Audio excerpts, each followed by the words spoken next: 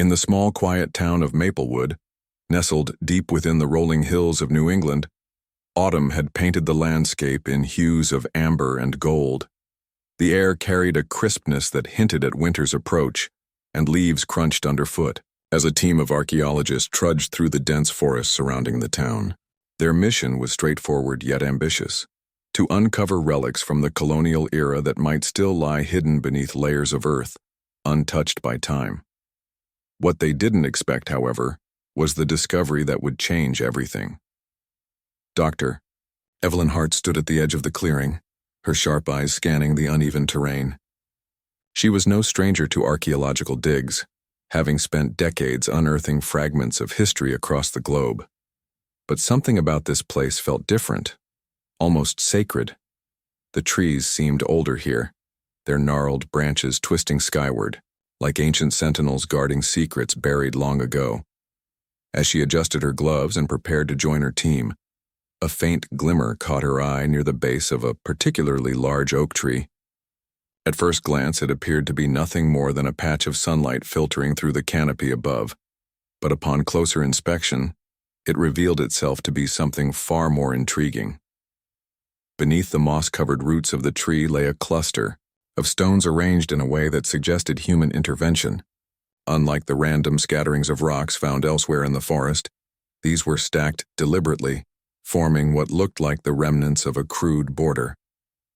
Curiosity piqued, Dr. Hart called over two members of her team, Jack, a seasoned field technician with an uncanny knack for spotting anomalies, and Sarah, a young historian eager to make her mark on the world of archaeology. Together, they began carefully brushing away the dirt and debris covering the stones, revealing faint carvings etched into their surfaces. The symbols were weathered and difficult to decipher, but Sarah recognized them immediately. "These are gravestones," she whispered, her voice tinged with awe.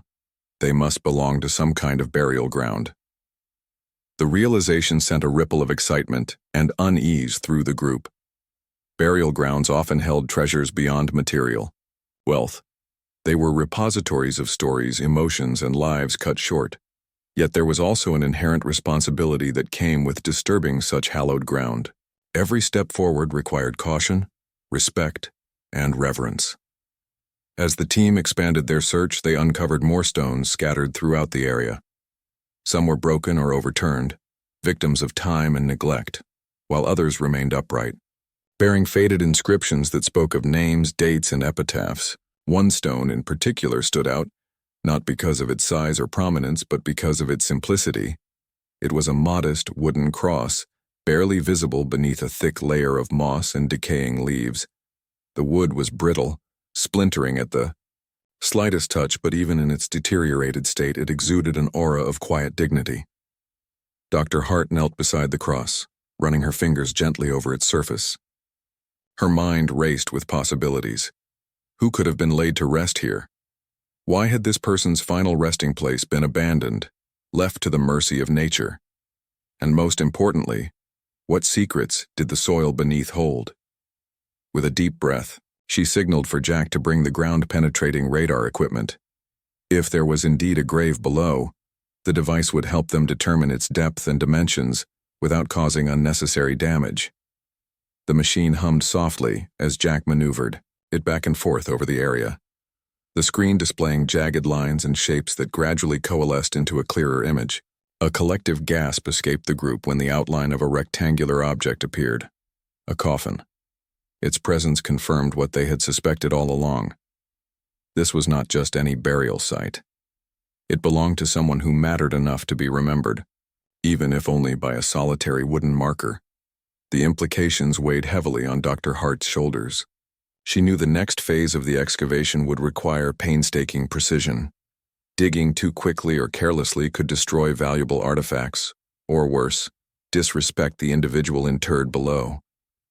So, with deliberate movements, the team marked off a grid around the grave and began the meticulous process of removing the topsoil. Each shovelful of dirt was sifted through screens designed to catch even the smallest fragments of evidence, from buttons and beads to shards of pottery or bone. Hours passed, and the sun dipped lower in the sky, casting long shadows across the forest floor. Despite the chill creeping into the air, no one suggested stopping. There was an unspoken understanding among the team that they were on the verge of something extraordinary. Slowly but surely, the edges of the coffin began to emerge, darkened by centuries of exposure to moisture and decay. Its shape was unmistakable, a narrow rectangle, far smaller than any adult-sized casket. This fact alone sent a pang of sorrow through everyone present. Whoever lay inside had likely been a child.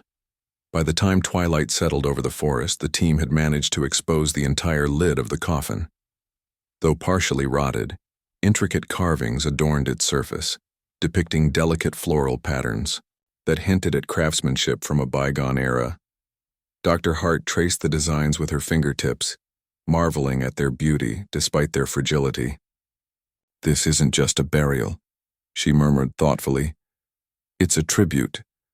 Someone cared deeply for this child." As lanterns were lit and positioned around the site, casting flickering light onto the scene, the team gathered in a circle to discuss their next steps. They agreed unanimously to continue the excavation the following morning, giving themselves time to regroup and reflect on the significance of their find. For now, they covered the exposed portion of the coffin with protective tarp, ensuring it remained undisturbed until they returned.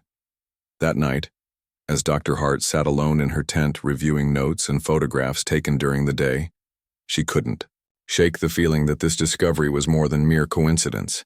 Something or someone had led them to this place.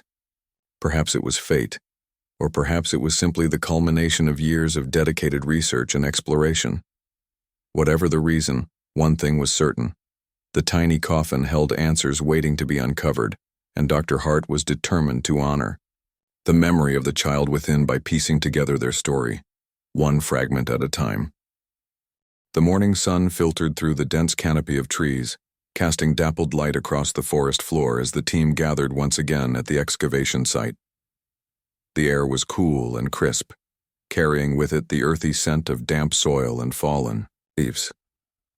Dr. Evelyn Hart stood beside the partially uncovered coffin, her mind replaying the events of the previous day. She couldn't help but feel a mix of excitement and trepidation as she prepared to delve deeper into what lay beneath. This wasn't just another archaeological find. It felt personal, almost sacred. Before continuing, Dr. Hart called her team together for a brief meeting. "We're dealing with something incredibly delicate here," she began, her tone measured yet firm. "This isn't just about uncovering artifacts or relics. We're handling human remains. Every step we take must be done with care and respect." Her words resonated deeply with everyone present. They all knew that working on burial sites required not only technical precision, but also an emotional sensitivity to the lives they were uncovering. With renewed focus, the team resumed their work. Using trowels, brushes, and even their gloved hands, they carefully removed layers of dirt surrounding the coffin. Progress was slow, painstakingly so, but no one complained. Each scoop of soil was examined closely before being placed into buckets to sift through later. It was during this process that Sarah noticed something unusual: small fragments of fabric mixed in with the dirt. At first glance, they appeared ordinary, but under closer inspection she realized they were remnants of clothing, likely belonging to whoever was buried inside. "These fabrics are remarkably well preserved," Sarah remarked, holding up a tiny piece between her fingers. The material was soft and faded, its original color obscured by time, but traces of intricate embroidery hinted at its former beauty. "Whoever made these garments put a lot of effort into them. Look at the stitching, it's meticulous." Dr. Hart nodded thoughtfully. "It fits with what we've seen so far. Everything points to someone who cared deeply for this child. These aren't just random scraps. They're clues to understanding who she was and how her family honored her memory." As the hours passed, the outline of the coffin became increasingly clear. Its wooden frame was fragile, warped slightly by centuries of pressure from the soil above. Despite its condition, the craftsmanship was evident. The carvings etched into the lid, a pattern of intertwining vines and flowers, spoke volumes about the care taken in preparing it. Such attention to detail suggested wealth or at least access to skilled artisans, raising questions about the social status of the family who had commissioned it. By midday, the team had managed to expose nearly the entire length of the coffin. Its size remained strikingly small, reinforcing the belief that it belonged to a child. Jack paused to wipe sweat from his brow, his expression thoughtful. "I can't stop thinking about who this kid was," he admitted. "What kind of life did she live? Was she happy? Did she have friends, siblings?" His voice trailed off, but his words lingered in the air, prompting others to reflect on the humanity behind the discovery. Dr. Hart shared his sentiment. "That's why we're here," she said gently. "To answer those questions, or at least, try to. But let's remember, every artifact we uncover tells part of the story. From the clothes she wore to the way she was laid to rest, each detail matters." With renewed determination, the team pressed on. As they worked, they began to notice subtle changes in the texture of the soil directly beneath the coffin. Unlike the loose, crumbly earth above, this layer was denser and darker, indicating prolonged contact with wood. It was a sign that the coffin had been sealed tightly, possibly to protect its contents from the elements. This revelation sparked cautious optimism among the group. If the interior had been sheltered from moisture and decay, there was a chance they might find items inside that could provide insight into the child's identity and circumstances. Finally, after hours of painstaking labor, the moment arrived when they reached the final layer of dirt covering the coffin lid. Dr. Hart instructed everyone to step back momentarily, allowing her to assess the situation. Kneeling beside the grave, she ran her fingers lightly over the surface of the lid, feeling the grooves of the carvings beneath her gloves. For a moment she closed her eyes, silently acknowledging the weight of what they were about to do. Then, taking a deep breath, she signaled for the team to proceed. Using specialized tools designed to minimize damage, they began to loosen the edges of the lid. Dirt crumbled away, revealing the faint gleam of aged wood underneath. The tension in the air was palpable as they worked, each movement deliberate and precise. When the lid finally shifted ever so slightly, a collective murmur of anticipation rippled through the group. Slowly, inch by inch, they lifted it free, laying it aside with utmost care. Inside, they found themselves staring at the fragile remains of a young girl dressed in what appeared to be a pristine white gown. Time had taken its toll. The fabric was brittle and yellowed, but the garment retained an ethereal quality, as though frozen in time. Her hands were clasped together over her chest, holding a small bouquet of dried flowers. Someone had gone to great lengths to ensure she looked peaceful, as if she were merely sleeping. But it wasn't just the gown or the flowers that captured their attention. Nestled beside her, resting against her ribcage, was a small, ornate locket. Its golden surface gleamed faintly despite the passage of years, hinting at stories untold. The sight of it sent a shiver down Dr. Hart's spine. Lockets often held photographs, letters, or other mementos, personal items that could reveal intimate details about the deceased and those who loved her. For a moment, no one spoke. The silence was heavy with emotion, broken only by the rustling of leaves overhead and the distant chirping of birds. Each member of the team seemed lost in their own thoughts, grappling with the profound sense of connection they felt to the child lying before them. Though separated by more than a century, her presence was undeniable, reaching out across time to touch their hearts. "This is extraordinary," Sarah whispered, breaking the spell. "She looks cared for, like her family wanted her to be, remembered forever." Dr. Hart nodded, her gaze fixed on the locket. "And that may hold the key to unlocking her story," she said softly. "But for now, let's document everything exactly where it is. We'll need to photograph, measure, and catalog every detail before we move anything. This is history in front of us, and we owe it to her to get it right." As the afternoon wore on, the team worked tirelessly to preserve the scene. Cameras clicked steadily, capturing images from every angle, while notebooks filled with sketches and observations. Every fragment of fabric, every petal from the dried bouquet, was carefully bagged and labeled. By the time the sun dipped below the horizon, painting the sky in shades of orange and purple. They had completed their initial documentation. Exhausted but exhilarated, the team packed up their equipment and secured the site for the night. Dr. Hart lingered behind for a few moments, gazing at the open casket one last time. In the fading light, the child's form seemed almost otherworldly, bathed in shadows that softened the harshness of reality. She whispered a quiet thank you, not just for the discovery but for the privilege of being entrusted with such a profound responsibility.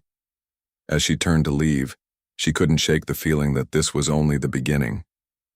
The locket, the gown, the flowers, all of it pointed to a narrative waiting to be unraveled, and somewhere, hidden within those fragments of the past, was the truth about the little girl who had lain undisturbed for over 100 years.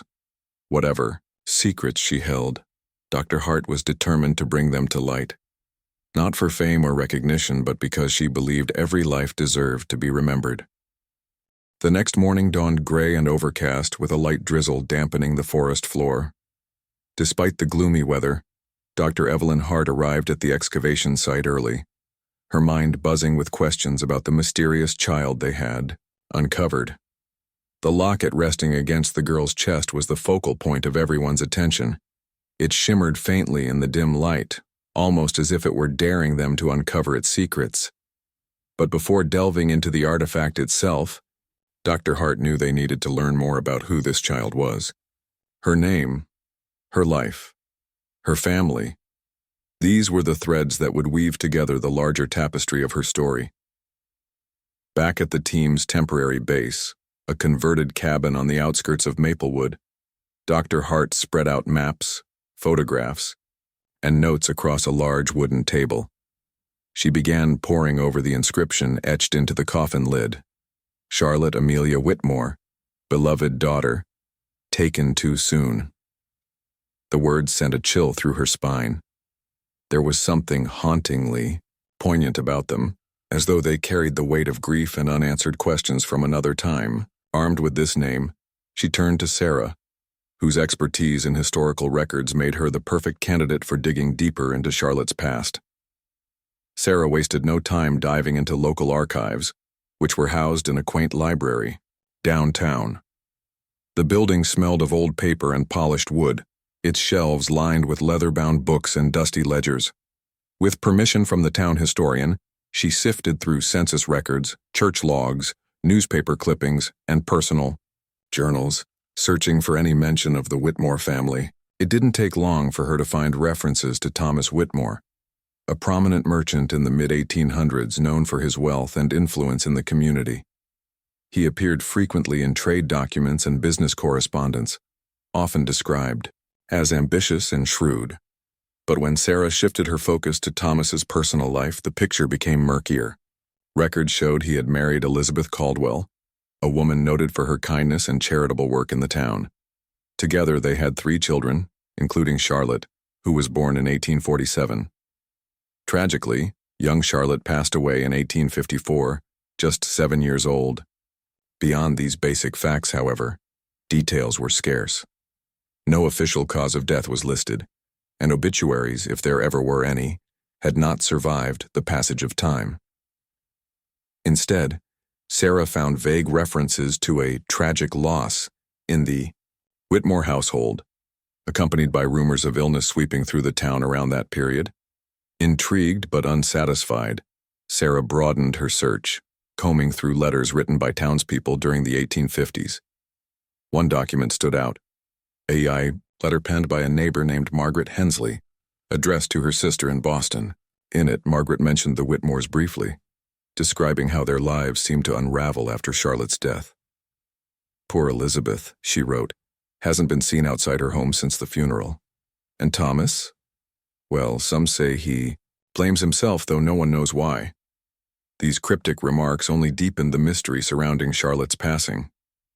What role did Thomas play in her untimely demise? Was her death truly due to illness? Or was there something darker at play?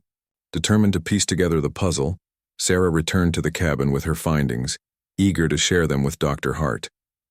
Meanwhile, back at the excavation site, Jack and another team member, Mark, had begun carefully removing artifacts from the coffin. Each item was treated with utmost care, photographed extensively, and placed in protective containers for further analysis. Among the objects retrieved were fragments of the white gown, dried petals from the bouquet, and most importantly, the golden locket. Dr. Hart handled the locket with reverence, examining it closely under a magnifying glass. Its surface bore intricate engravings of ivy leaves symbolizing fidelity and eternity. A tiny latch held it shut, but centuries of wear had weakened the mechanism, allowing her to gently pry it open.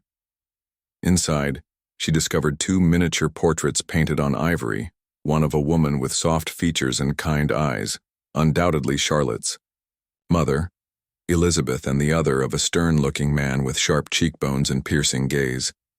This could only be Thomas Whitmore. Beneath the portraits lay a folded scrap of paper, yellowed with age but still legible. Written in hurried, uneven handwriting were 4 words that sent a jolt through Dr. Hart. Protect her memory.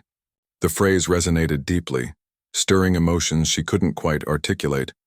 Who had written it and why? Was it a plea from Elizabeth, desperate to shield her daughter's legacy from scandal or shame? Or perhaps a warning from someone else, close to the family, urging future generations to remember Charlotte despite the tragedy that befell her? Whatever the case, it underscored the importance of their mission to ensure that Charlotte's story wasn't lost to history. Armed with new insights, Dr. Hart convened the team later that evening to discuss their progress. They gathered around the table, illuminated by the warm glow of lanterns as Sarah summarized her archival discoveries. When she finished, an uneasy silence settled over the group. The pieces of the puzzle were beginning to fit together, yet gaps remained, gaps filled with speculation and uncertainty. We need to think beyond the obvious, Dr. Hart said finally, breaking the quiet. Illness may have claimed Charlotte's life, but the circumstances surrounding her death suggest there's more to it. Look at the inscriptions, the locket, the diary entry we found earlier. Everything points to a family grappling with guilt, secrecy, and possibly even danger. Her words lingered in the air, prompting Jack to speak up. What if Charlotte's death wasn't natural? He ventured cautiously. What if someone, or something, forced her fate? The idea hung heavy between them, unsettling yet impossible to ignore. While there was no concrete evidence to support foul play, the notion wasn't entirely far-fetched. Historical accounts often hinted at tensions between wealthy merchants like Thomas Whitmore and less affluent members of the community. Accusations of corruption, exploitation, and betrayal weren't uncommon during that era, especially in towns where economic disparities ran deep. Determined to explore every possibility, Dr. Hart decided to revisit the burial ground the following day. Perhaps the soil itself held clues, signs of disturbance, hidden compartments, or other overlooked artifacts that might shed light on the truth. As she dismissed the team for the night, she reminded them of the responsibility they carried. We're not just archaeologists, she said firmly. We're storytellers. Our job is to give voice to those who can no longer speak for themselves. And right now, Charlotte needs us to tell her story. That night, as rain tapped softly against the windows of the cabin, Dr. Hart sat alone at the table, staring at the locket and the scrap of paper bearing those haunting words. Protect her memory. She felt a profound connection to the little girl buried beneath layers of earth and time, a bond forged not by blood, but by shared humanity. Somewhere in the fragments of her life lay answers waiting to be uncovered.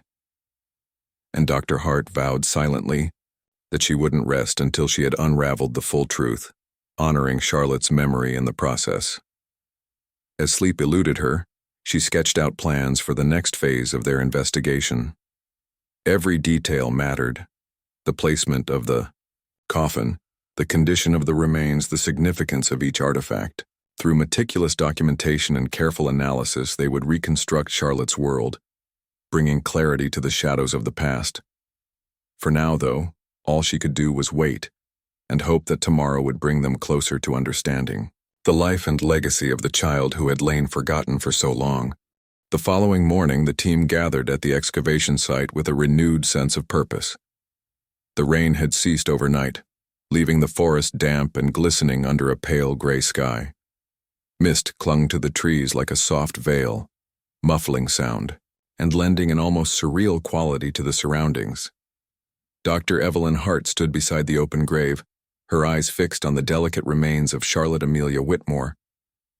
Though they had already begun cataloging the artifacts from the coffin, there was still much work to be done, work that required patience, precision, and respect. Before proceeding further, Dr. Hart reminded everyone of the importance of maintaining a steady pace. "We're not just uncovering objects," she said firmly. "We're piecing together a life. Every item we remove, every measurement we take, it all adds up to tell us who Charlotte was." Her words resonated deeply with the team, reinforcing their shared commitment to honoring the memory of the child before them. With this mindset, they resumed their meticulous examination of the coffin's contents. Using tweezers, brushes, and specialized tools, they carefully lifted each artifact one by one, documenting its location and condition in painstaking detail. First came the dried bouquet of flowers clasped in Charlotte's hands. The petals were brittle and faded, but traces of color hinted at what might have once been vibrant blooms, lavender perhaps, or wild roses. Someone had gone to great lengths to ensure these flowers accompanied her into the afterlife, suggesting they held symbolic meaning for her family. As Jack gently placed the bouquet into a protective container, Sarah leaned closer to examine the gown Charlotte wore. Made of fine cotton or linen, it bore evidence of intricate embroidery along the collar and cuffs. Despite its fragile state, the craftsmanship was undeniable, a testament to the care taken in preparing her for burial. This wasn't something bought off a shelf, Sarah observed quietly. It was handmade, probably stitched by someone who loved her dearly. Dr. Hart nodded, her gaze lingering on the gown. Her mother, maybe? Or perhaps a close friend. Either way, it tells us how valued she was. She paused, then added, "Let's make sure we preserve as much of it as possible. These details matter." Next, they turned their attention to the golden locket resting against Charlotte's chest.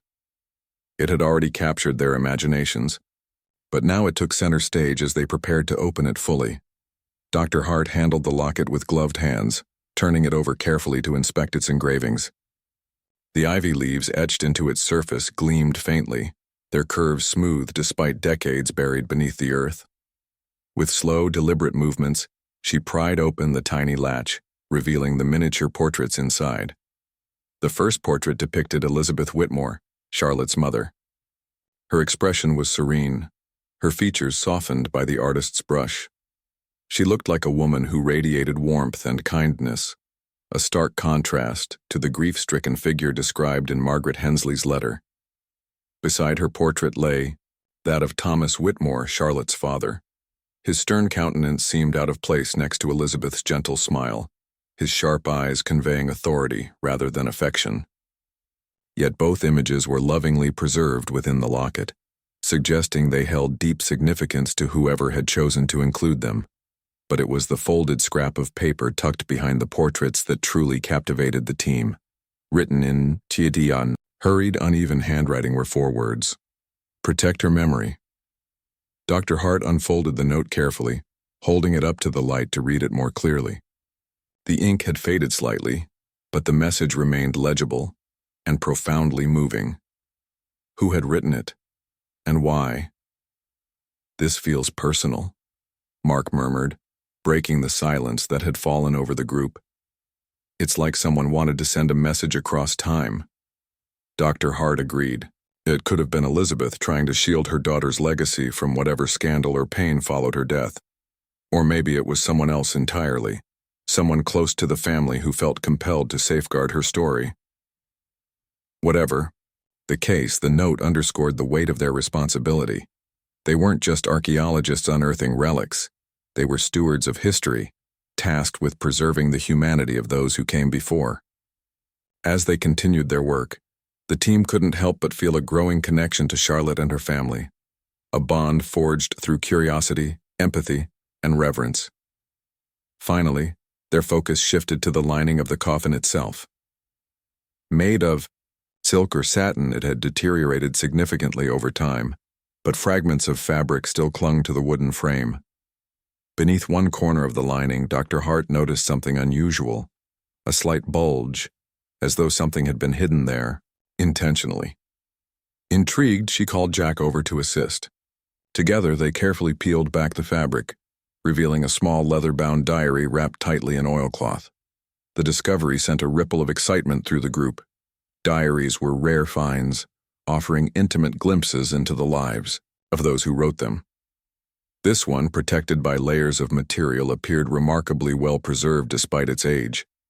Dr. Hart cradled it in her hands, marveling at its size and weight. It was compact enough to fit into a pocket, yet sturdy enough to endure years of use. Its cover bore faint scorch marks, hinting at exposure to fire at some point in its history. "We need to handle this with extreme care," Dr. Hart instructed, her voice tinged with awe. "If it contains entries related to Charlotte's death, or even her life, it could answer so many of our questions." Back at the cabin later that afternoon, the team gathered around as Dr. Hart began examining the diary.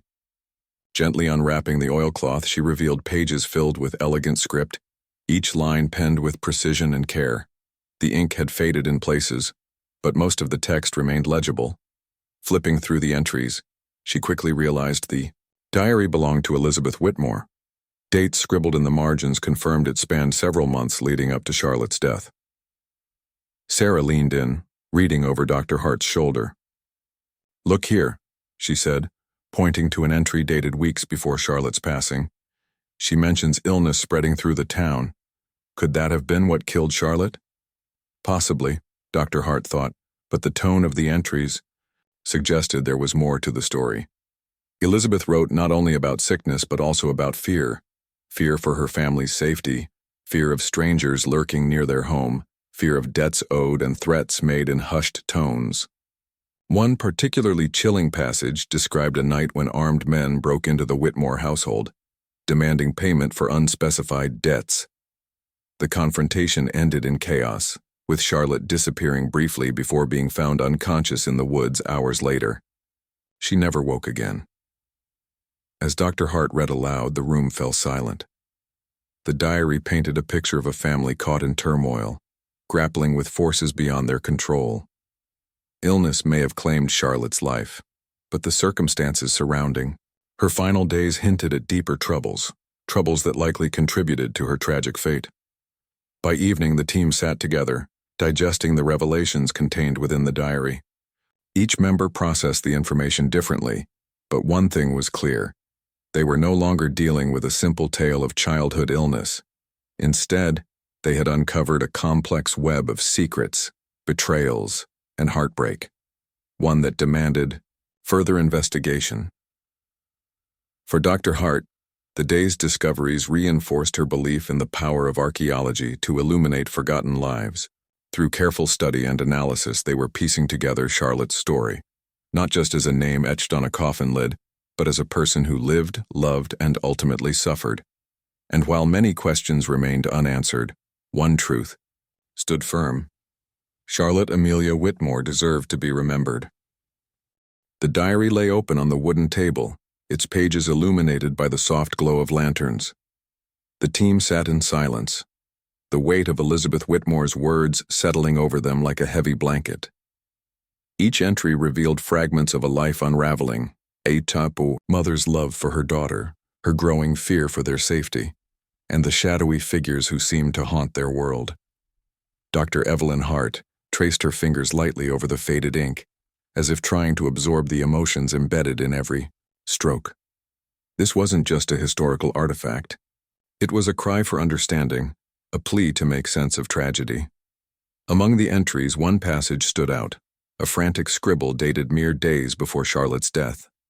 Elizabeth wrote about a heated argument with Thomas, her husband. "He refuses to listen," she lamented. "The men will not stop until they are paid, yet he insists we have no choice but to comply. What kind of father risks his own child's life for pride or profit?" The words sent a chill through the room. It was clear that Thomas Whitmore's actions, or inactions, had placed the family in grave danger. But what exactly had he done, And who were these men demanding payment?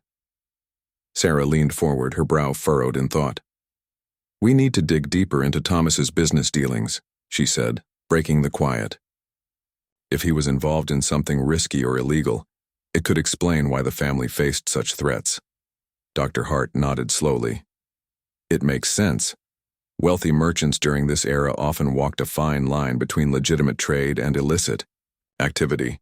If Thomas crossed the wrong people— Her voice trailed off, but the implication hung heavily in the air. Debt collectors didn't always play fair, especially when money was tied to matters of war, politics, or smuggling. With this new theory in mind, Sarah returned to the archives the next morning, determined to uncover more about Thomas Whitmore's ventures. She began combing through shipping manifests, property records, and correspondence linked to his name. At first, the documents painted a picture of success. Thomas owned several warehouses along the coast and maintained lucrative contracts with textile mills and lumber companies. He was a man of means, respected, or at least feared, by those around him. Yet beneath the surface of prosperity, cracks began to emerge. One letter, written by a rival merchant, accused Thomas of engaging in shady transactions involving goods destined for Confederate forces during the Civil War. Though vague, the accusation hinted at smuggling operations designed to bypass Union blockades. Another document revealed that Thomas had borrowed heavily from local lenders, using his properties as collateral.